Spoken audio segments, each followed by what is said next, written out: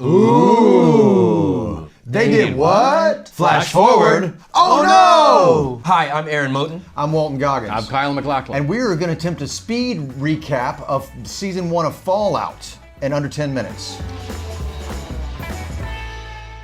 Don't overact, like just real. We begin at the end in sunny Los Angeles, the height of the Cold War, and Cooper Howard, a renowned movie star, is performing cowboy tricks at a kid's birthday party, accompanied by his young daughter, when boom!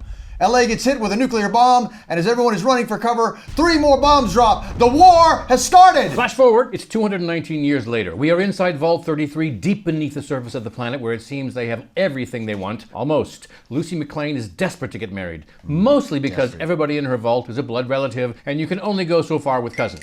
She gets approved to marry someone from Vault 32, but just after she and her husband have their wedding night, she learns that the guests are actually raiders from the surface on a killing spree. That's right. She's rounded up with the survivors along with her father, Hank MacLean, and her brother Norm, and we're introduced to the big baddie of the surface world, Lee Moldaver. Lee kidnaps Lucy's dad, heads back up to the surface, motivating Lucy to go on a one-woman rescue mission with the help of Norm and their cousin Chet. She makes it to the surface, and it's unlike anything she's ever imagined. Okay, next we have Maximus, a surface dweller and a member of the Brotherhood of Steel, all right? The Knights of the Brotherhood have come to pay their base a visit, and there's nothing Max wants more than to become a knight, right? But first you have to become a squire. That honor went to Max's friend, Dane. Not him. But plot twist, the very next morning someone puts a razor in Dane's boot, cutting his foot, so now Max is the replacement, and he ends up working for Knight Titus, who seems like, you know, just a delight. Next, we find ourselves at a graveyard with 3 grave robbers who are on a mission to dig up a ghoul. A human who's been severely mutated by high levels of radiation. Turns out that our new friend is over 200 years old, but he looks amazing. Cooper Howard, and he doesn't exactly play nice. After killing the grave robbers that freed him, he walks off into the night. Next, we find ourselves in a lab where our lead scientist, Wiltzig, takes a tiny secret experiment he's been working on and injects it into the side of his skull. As he recovers from the pain, another scientist comes into his lab, setting off alarms. After his dog kills his fellow scientist, Wiltzig flees. Yes. While escaping from the ghoul, he partners up with Lucy MacLean. Turns out there's a huge bounty on Wilzig's head, literally because not long after their escape, the scientist convinces Lucy to saw off his head and take it to none other than Moldaver. Meanwhile, Max is working hard for Titus, and when the Knight manages to get himself killed by radioactive bear, Max put on the armor and takes the role of Knight himself. He's also on the hunt for our scientist, right? And ends up in the town of Philly at the same time as the fight between the ghoul and Lucy, who he develops a crush on and ends up assisting in her escape. Once again, the ghoul comes out of the fight unscathed because Max knows nothing about what the he's doing and walks off into the wild. Flashback.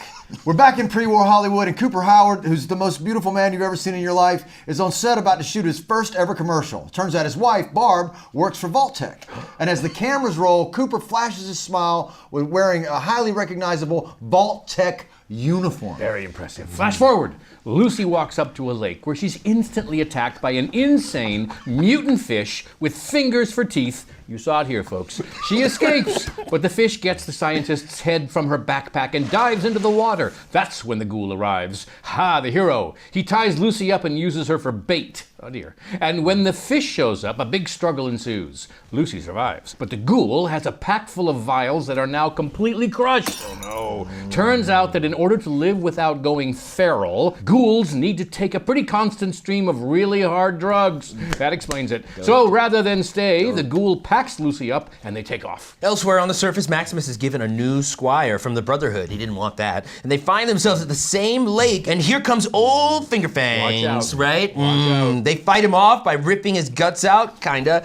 And along with those guts is the scientist's head. Down in Vault 33, Norm convinces his cousin to go with him to Vault 32 to investigate. They discover that Vault 32 dwellers killed each other over 2 years ago. And also that the vault was actually opened from the outside using his mother's Pip-Boy, the wrist computer that every vault dweller wears. Know it well. But Norm and Lucy's mom died years ago. They head back to Vault 33, but almost immediately everyone is asked to return to Vault 32, and it has been overhauled. New paint, new furniture, no dead bodies. A new place for half of 33 to start over. Real convenient. Up on the surface, Max and his squire, another handsome man, Maximus, celebrating their victory when Max decides to reveal himself. It doesn't go well, and in the ensuing fight, Squire Thaddeus gets behind Max, steals the scientist's head, takes off with the fusion core that powers the armor, leaving Max trapped inside the metal suit.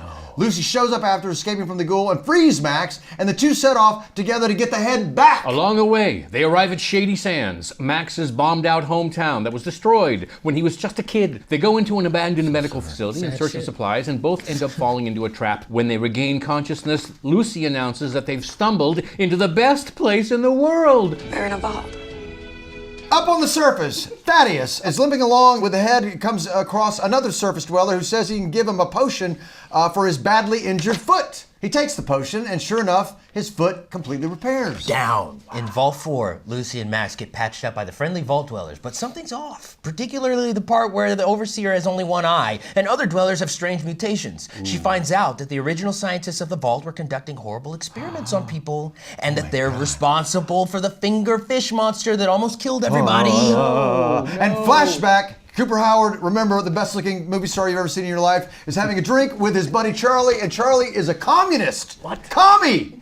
He tells Cooper that not only is Vault-Tec evil, but they have a fiduciary responsibility to make sure the end of the world happens. He invites him to a meeting to hear more about it, and guess who the keynote speaker is? Lee Moldaver. Maybe you've heard of her. She's a scientist, and she was on the verge of discovering cold fusion, limitless clean energy that would have possibly put a stop to the war, but Vault-Tec bought up her research and hid it away. And when she wants Cooper's help finding out what they're up to by giving him a listening device that he pairs with his wife's Pip-Boy. Smart. Flash forward.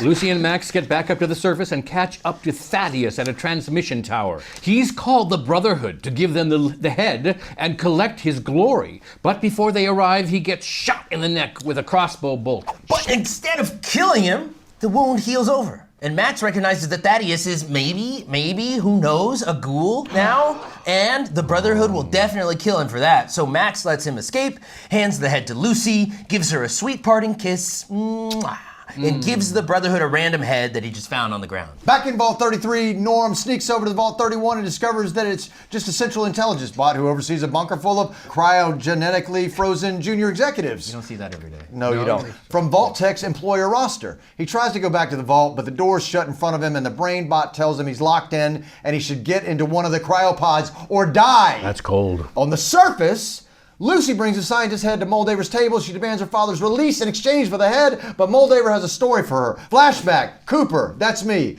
listens while Barb goes into a meeting with the ultra-rich company investors of Vault-Tec. The plan is for each company to use the vaults for experiments in civilization, which makes sense with what we know about Vaults 4 and 31. As he's listening, he hears Barb say the unthinkable. What? How can you guarantee results? By dropping the bomb ourselves.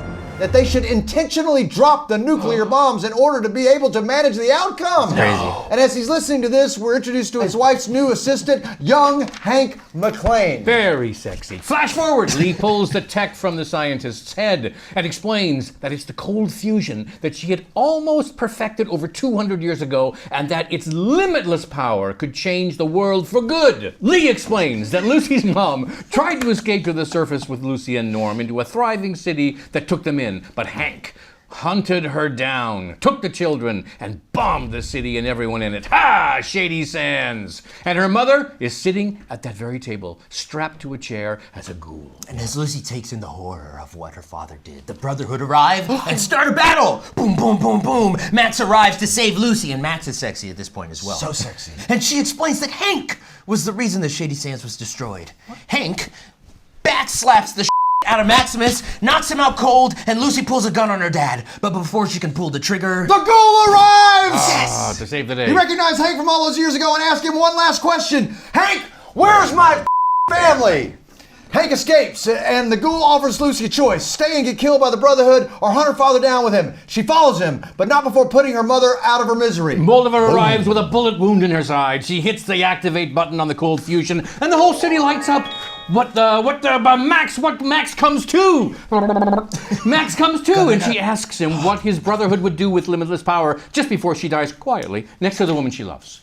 The Brotherhood show up and announce that Max is the hero for killing Moldaver. Our last image is Hank walking through the desert toward the burned out shell of Las Vegas. Who wrote this? Thank you, everybody, Thank you for watching. We hope you enjoyed Hope you season enjoyed, one. season and one. we can't wait for you to see Cannot wait. Season two. Cannot wait for you to see Yeah, season you're gonna excited love it. for you This to is watch crazy. it. Season 2. We're so excited. It's even faster. What show are we talking about? This is the part where we go home and think of all the things we could Could have have done. done. Yes.